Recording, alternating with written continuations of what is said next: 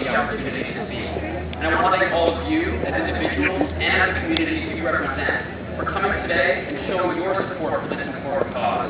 Progress on this campus cannot be secured by any single group, but requires the combined voice of all groups to reach students across campus. Your presence here is both appreciated and necessary for this rally to succeed.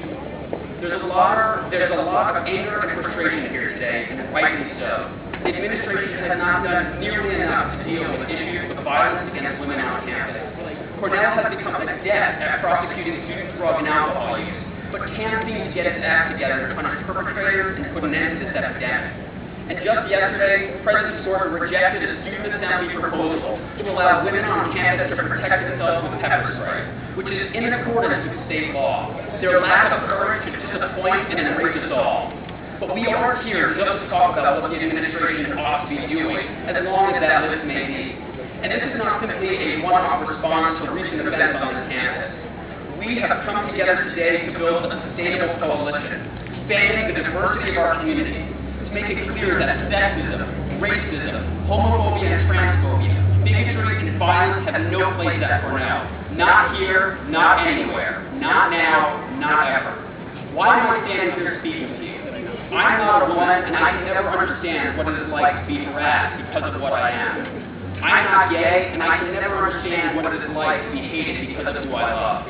I'm not a person of color, and I can never understand what it is like to be judged because of how I look. But I stand here now and rally with you today in solidarity because I do understand that so long as there are people who are harassed, hated, judged, bullied, or violated because of who they are, no one can remain silent. So long as you're divided by class, or race, or religion, or sexual orientation, or gender, and not seen as one Cornell, united to find one common purpose, equality for all, we must speak up, loudly and forcefully, and over as one united voice.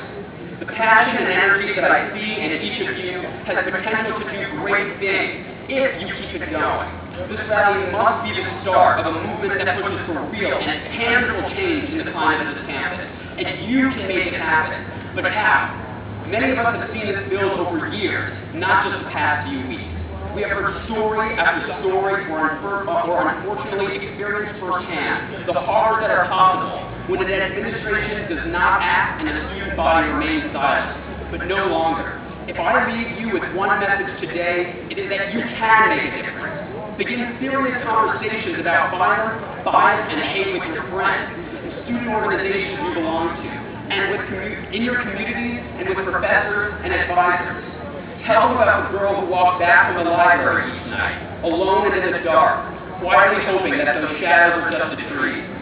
Tell them about the girl who told that same guy no a few too many times at that party, and wondered if it was safe to go home by herself that night. Tell them about the girl who is stuck in a futile process with the J for the 5th month now, worrying that the person that violated her will walk away scot-free. They will listen. Some may play it tough and laugh it off in front of you. We all process these things differently. But every single one of them will take it seriously and appreciate your bravery. By spreading the word, we will build a coalition. We will spark a revolution of the silent majority, and many will lift their voices and join our effort to raise awareness and effect positive change on this campus. This is the only way to make the administration listen. This is the only way to make it clear to every person at Cornell that violence against women, that violence against anyone, is not only unacceptable, but unconscionable. We need to make a difference, starting right now, because if we don't speak up for ourselves, who will speak up for us? If we don't resist, who will come to our defense? If we don't fight tooth and nail to change a broken system, who will fix it for us? With each passing day, the answer is becoming more and more obvious. No one. Let's get to work.